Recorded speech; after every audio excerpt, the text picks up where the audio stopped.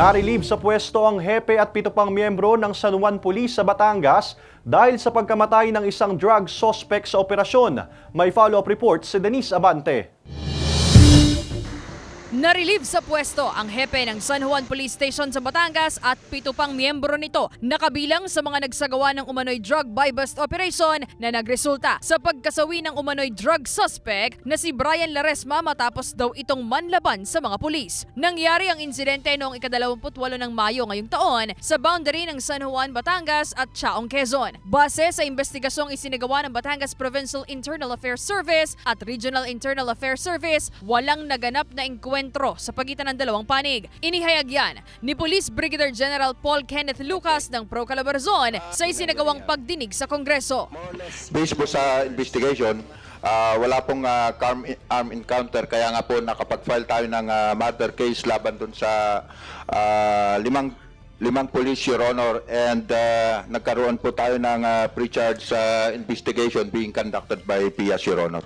Ayon sa Batangas PPO, nagkaroon ng mga irregularidad sa pagsasagawa ng buy-bust operation kaya nirelieve sa pwesto ang mga opisyal. We have already filed admin case against them for breach of procedures. No? There were procedures prescribed by the PNP anti-drug operation protocol na hindi nila nasunod.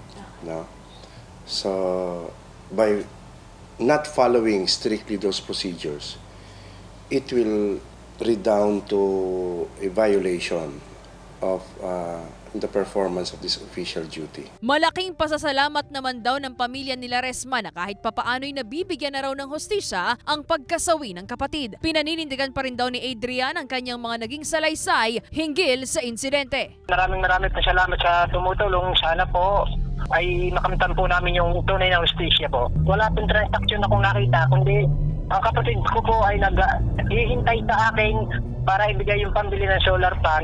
At ang nakita ko po yung sakay sa kutsing ring biglang baba, binaril po yung kapatid ko. Kasalukuyang nasa kustodiya na ng Batangas Police Provincial Office ang hepe at ang 7 pang nasibak sa pwesto habang magkakaroon ng ikalawa pang pagdinig sa Kongreso hinggil sa kaso. Sinusubukan pa ng GMA Regional TV Balitang Southern Tagalog na makuhanan sila ng pahayag.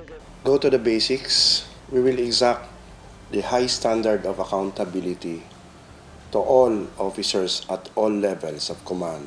Sakaling may hinaing daw o reklamo sa kapulisan, maaaring tumawag sa hotline number ng Batangas PPO na 0917-184-1829. Kasama si J.R. Manjares, Denise Abante, Balitang Southern Tagalog.